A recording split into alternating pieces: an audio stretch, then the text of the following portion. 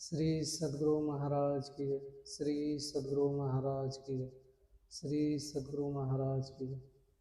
बंदो गुरुपद कंज कृपा सिंधु नर रूप हरि महामोहतम पुंजा सुवचन रवि करणिकर। प्यारे लोगों, धर्म प्रेमी माताएं एवं बहनों, आज हम एक प्रवचन सुनने वाले हैं जिनका शीर्षक है सीता और राम क्या है। इसे हम ऐसे भी बोल सकते हैं, राम और सीता क्या है।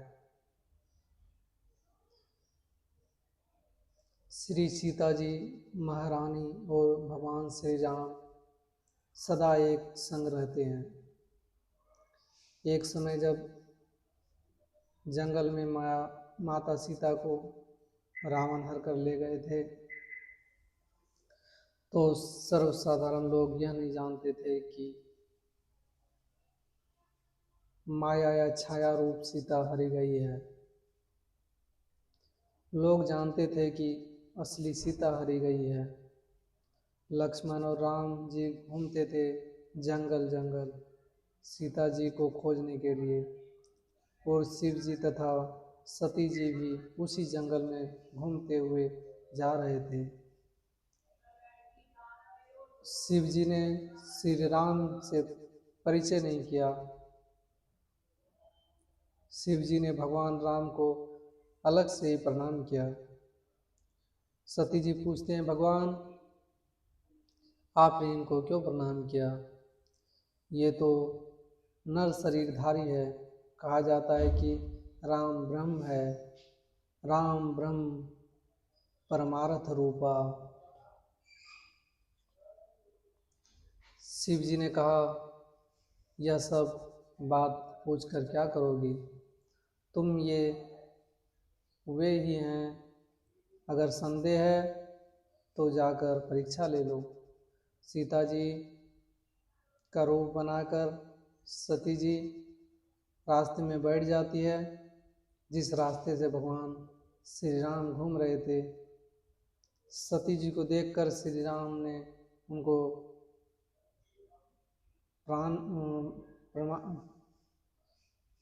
प्रणाम किया और पूछा, हे सती जी, आप अकेली क्यों घूम रही हैं? भगवान शिव जी कहाँ हैं?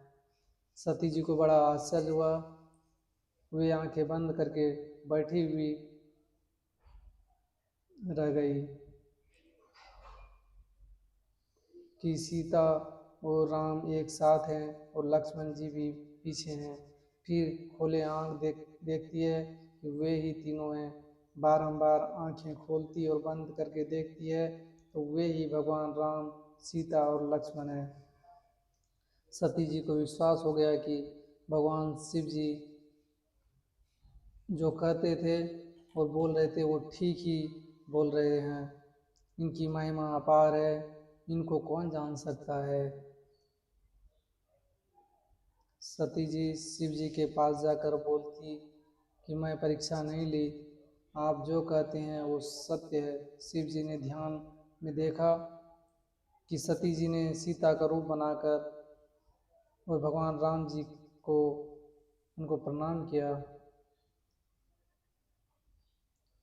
भगवान राम ने उस रास्ते में बैठी सती माँ को प्रणाम किया। मनी मन भगवान शिव ने सती का त्याग कर दिया।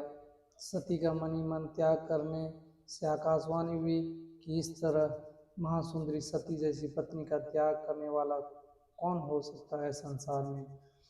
भगवान शंकर चले गए कैलाश और मन में कर लिया कि इस तन से अब सती से मेल नहीं होगा, इसलिए अपनी बाईं ओर आसन नहीं देकर सम्मुख आसन दिया। फिर सती जी जाती है अपने पति के यज्ञ में, जहाँ यज्ञ में देखती है कि सभी देवताओं का अंश है पर शिव जी का अंश नहीं है। सती के मन में बहुत तकलीफ हुई। वे अपने आप को यज्ञिनी में गिरा देती है और हाहाकार मच जाता है, यज्ञ भ्रष्ट हो जाता है। सीता जी का संग राम जी को और राम जी का संग सीता जी को है, सदा ही है, यह सदा अलग ही रहता है, यह सदा लगा ही रहता है, कभी छूटने को नहीं है। गिरा अरथ जल बिनु सम, कहियत भिन्न ना भिन्न, बंदों सीता राम पद, जिन्हीं परम प्रिय खिन्न। इसका अर्थ है जैसे शब्दों और अनेक अर्थों को भिन्न भिन्न कहते हैं लेकिन भिन्न नहीं होते हैं, तथा जल उसकी तरंग को अलग कहते हैं लेकिन दोनों जल ही है, उसी तरह भगवान राम और सीता जी अभिन्न हैं, उनके जन्म और कर्म अनगिनत हैं, नाम उनके अनगिनत हैं, लेकिन वो अलग नहीं है। जो सीता है वही राम है, जो राम है वही सीता है। यथा अनंत राम भगवाना, तथा कथा कथा कीरति गुणवाना, रामायण सतकोटि अपारा। बहुत कथाएं तो रामायण भी बहुत हैं, लेकिन राम और सीता जी जो हैं सो वही हैं। कहाँ से मिलते हैं, कहाँ इनका पता है? एक तो पता सत्संग के बीच में और दूसरा पता है अपने अंदर में सत्संग की बात में। तुलसीदास जी कहते हैं, देहि सत्संग निज अंग श्री रंग, भव रंग कारण शरण शौक हरि शौक हारी। और अंदर की बात में कहता हूँ, यही ते मैं हरि ज्ञान गवायो, परिहरि हृदय कमल रघुनाथ ही, बाहर फिरत विकल भय धारो। यह विनय पत्रिका में है। रघुनाथ कहने से दशरथ पुत्र राम को ही जाते हैं। और रामायण में कहता है, जब ते राम प्रताप खगेसा, उदित भयों अति प्रबल दिनेसा, पुरी प्रकाश रहूं तिहु लोका, बहुत थे सुख बहुतन मन शोका, जिन्हीं शौक ते कहूँ बखानी, प्रथम अविधा निशा नसानी। अल उलुक तहाँ जहाँ तहाँ लुकाने, काम क्रोध केरव सकुचाने, विविध कर्म गुण काल सुभाऊं, ये चकोर सुख लही काऊं, मत्सर मान मोहद मद चोरा, इनकर हुनर न कवनिहु ओरा। अधम प्रगाढ़ ज्ञान विज्ञाना, ये पंकज विकसे निधि नाना, सुख संतोष विराग विवेका, विगत शौक ये कोक अनेका, यह प्रताप रवि जाके उर अब करही प्रकाशा, पछिले बाढ़ही प्रथम थे, कहे ते पावही नासा।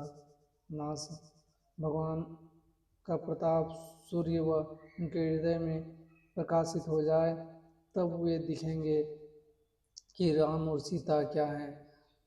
वे राम और सीता को सब और देख सकते हैं। भय प्रगट कृपालु दीन दयालु, कौशल्या हितकारी। भगवान प्रकट हो गए और चार भुजाओं को लेकर माता कौशल्या जी को दर्शन दिया। माता जी को विष्णु का रूप मालूम पड़ा तो माता ने कहा, माता पुनि बोली सो मति डोली, तज हूँ तात यह रूपा। फिर भगवान लीला करने लगे। विवाह हुआ, सब में लीला ही लीला है। मेरे कहने का मतलब यह है कि भगवान राम और सीता को अभेद जानकर दशरथ सूत कहकर या किन्हीं का पुत्र नहीं ऐसा जानकर, क्योंकि ब्रह्म किसी का पुत्र नहीं है, इसी तरह निर्गुण मानकर या सगुण मानकर जो कोई ईश्वर का भजन करते हैं वे अपने अंदर में ही उनको पाते हैं। बाहर पाने का यत्न कुछ नहीं, केवल अपने अंदर में पाने का यत्न है। इसलिए संतों ने अंदर के रास्ते को ही बहुत साफ तरह से समझाया है कि यह प्राथमिक शिक्षा है। और आप लोगों ने अभी सुना ही है, बिंदुनाद महालिंगम शिव शक्ति निकेतनम देह शिवालयम प्रोक्तम सिद्धम सर्वदेहिनाम। इसमें कल्याण ही कल्याण होता है। विष्णु लक्ष्मी निकेतनम भी कहा गया है। तो संसार में इससे भरण पोषण भी अच्छी तरह होता है। ये जानकर ईश्वर का भजन करना अगु नहीं सगु नहीं कछु भेदा उभय हरहि भव संभव खेदा। निर्गुण रूप को खोजें तो पता नहीं चलता है, और सगुण रूप को भजते हैं तो पता लगता है कि ऐसा अंग प्रत्यंग है। अगर ठाकुरबाड़ी में जाओ तो एक ही रूप में कुछ घट बढ़ जाता है, ऐसा ज्ञात होता है। भजन करने की युक्ति गुरु से जानिए और जानना चाहिए। वाल्मीकि मुनि ने कहा है भगवान राम से,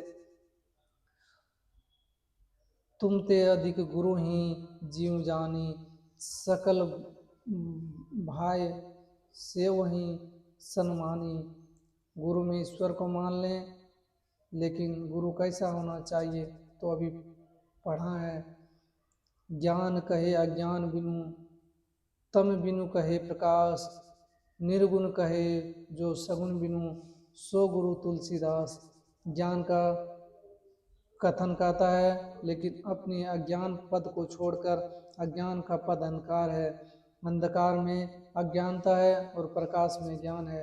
अंदर के अंधकार को जो ऊपर उठाता है, तब जो ज्ञान कहता है वही गुरु है।